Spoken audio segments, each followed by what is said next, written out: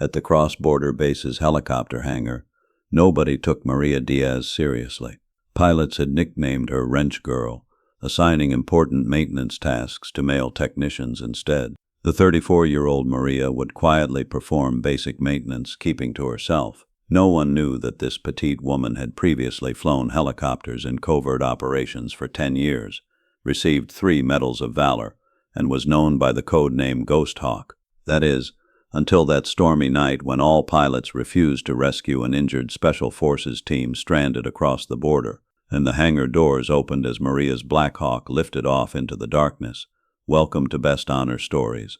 Before we continue, tell us in the comments which city in the world you're watching this video from today. And if you believe stories like this deserve to be remembered, hit that subscribe button to help us preserve these valuable memories. The military base near the southeastern border of Turkey, close to Iraq, had finally cooled down after the scorching heat of the day gave way to the evening breeze.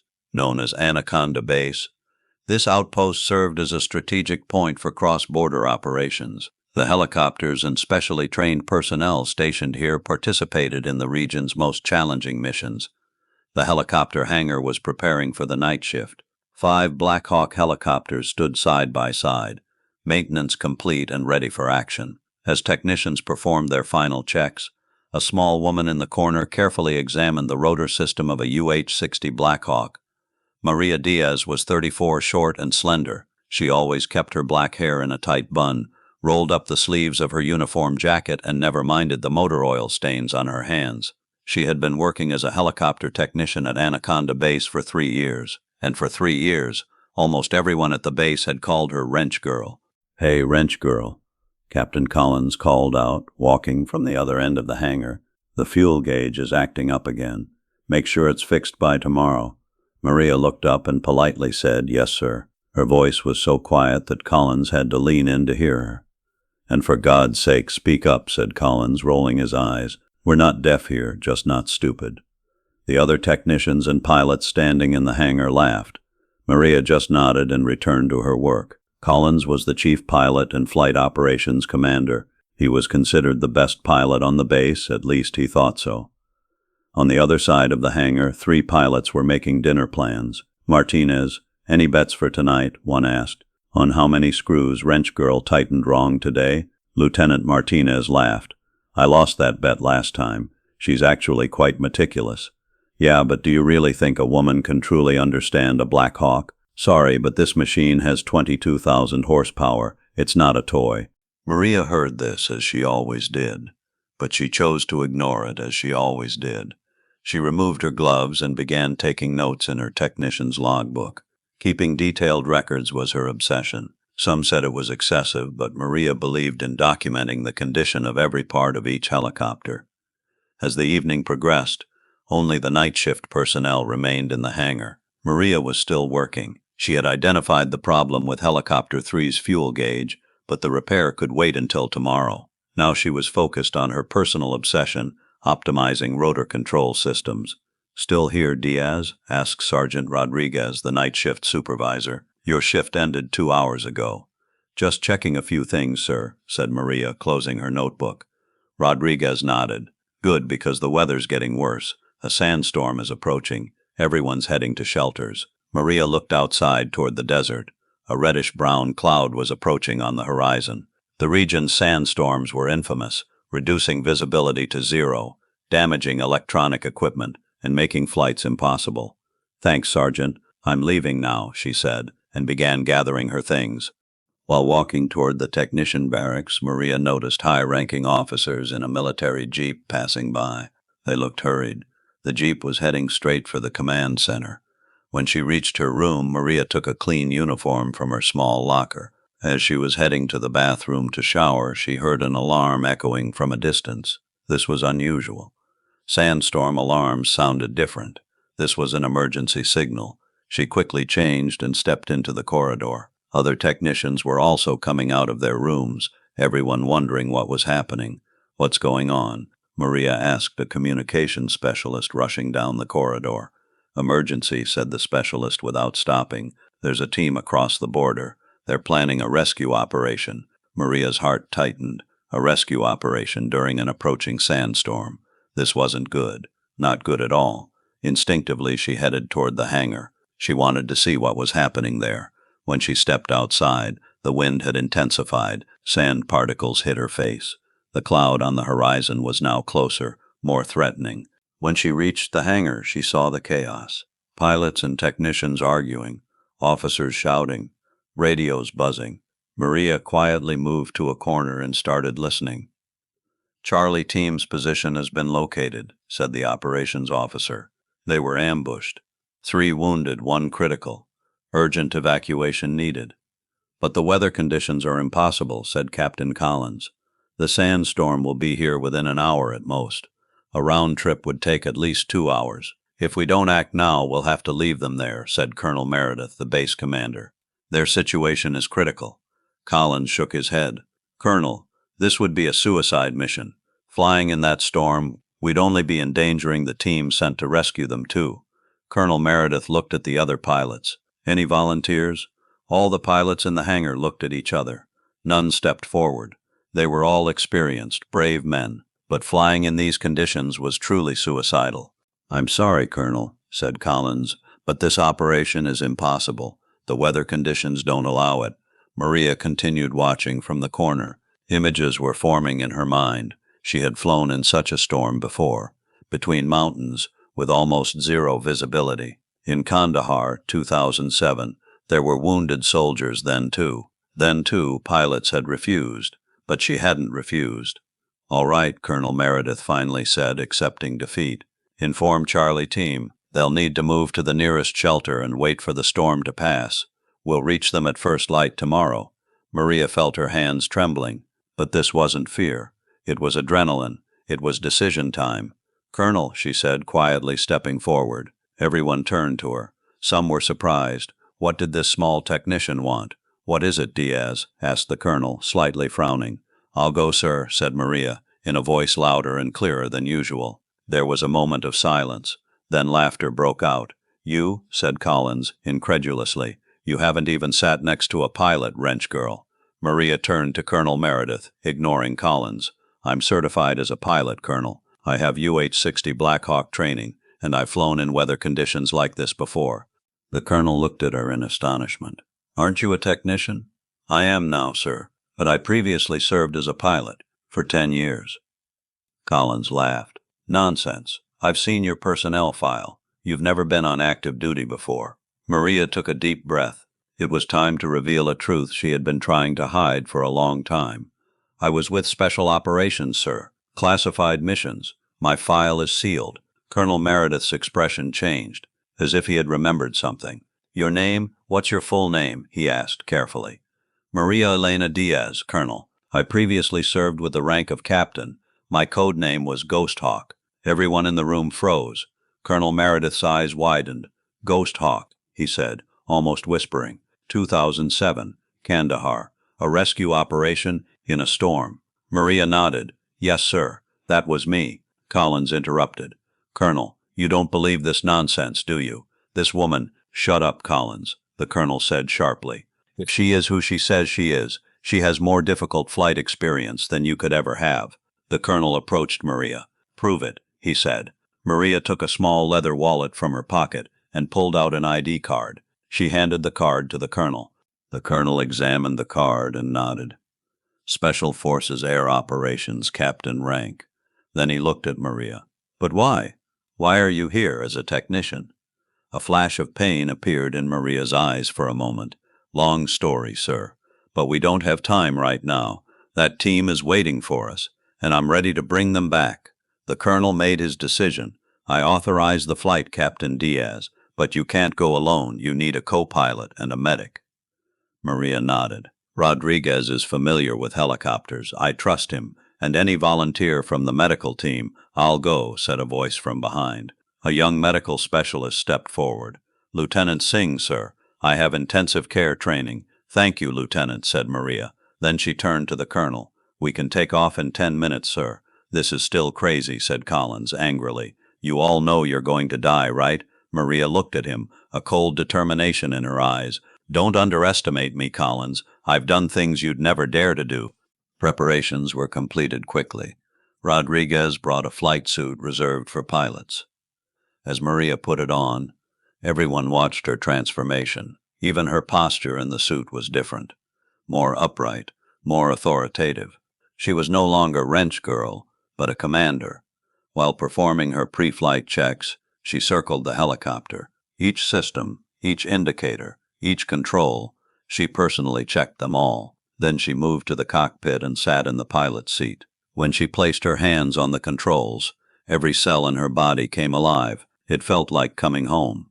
"Secure them," she told Singh, pointing to the stretchers he had prepared for the wounded. "It's going to be a rough flight." Rodriguez moved to the co-pilot seat, still looking stunned. "Are we really doing this? Flying through the storm?" Maria smiled at him. "Scared, Sergeant?" "Damn right I am," Rodriguez said honestly.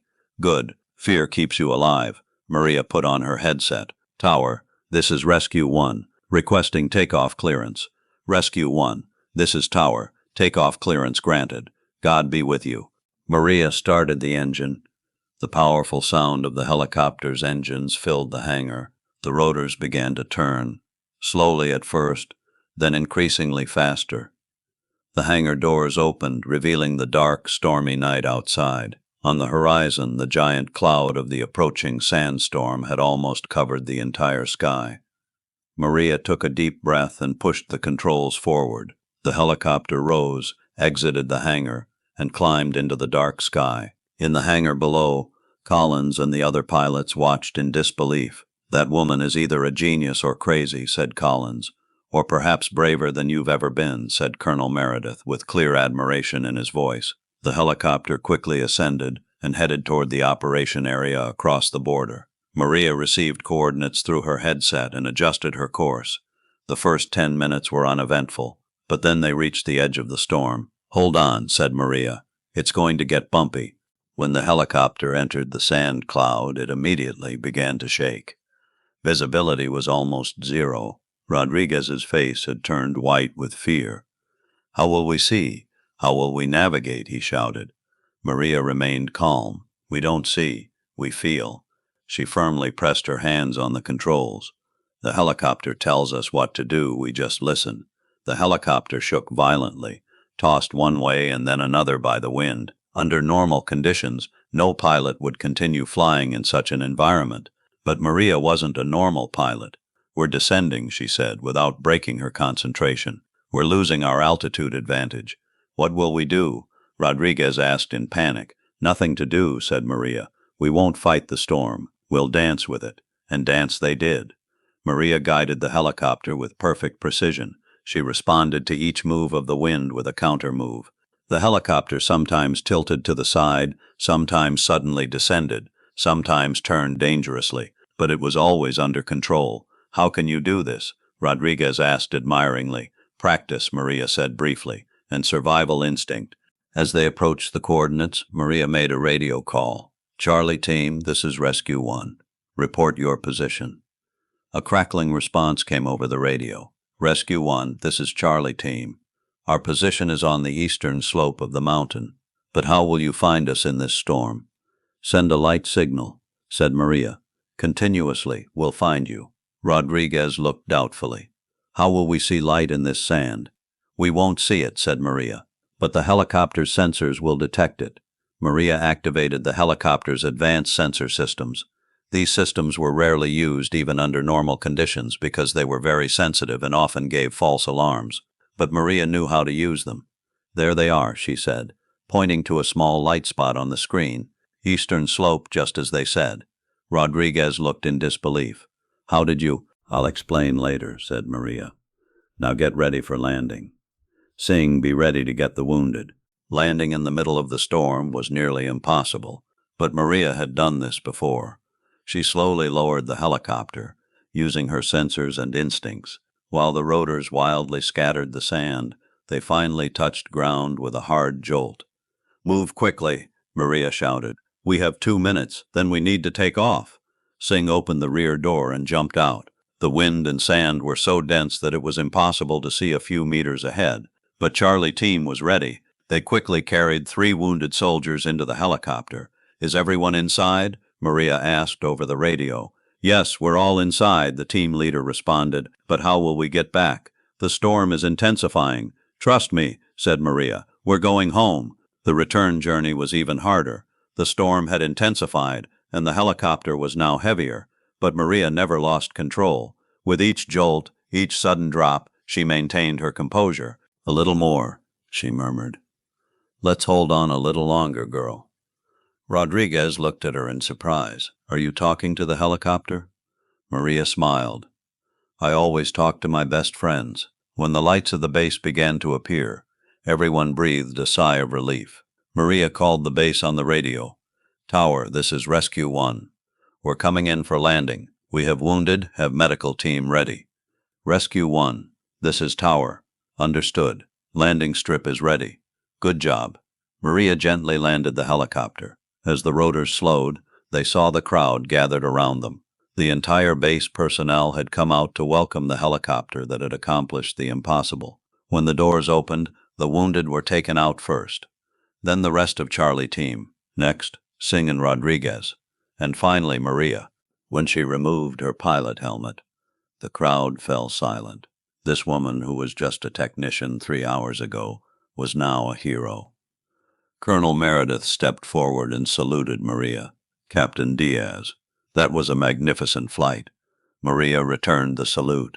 Thank you, Colonel. I was just doing my duty. Collins emerged from the crowd. There was surprise and a bit of shame on his face. How can you fly so well? He asked. Maria looked at Collins for a moment, then at the other pilots around. They were all waiting curiously. Because for me, this isn't just a job, she said. It's who I am.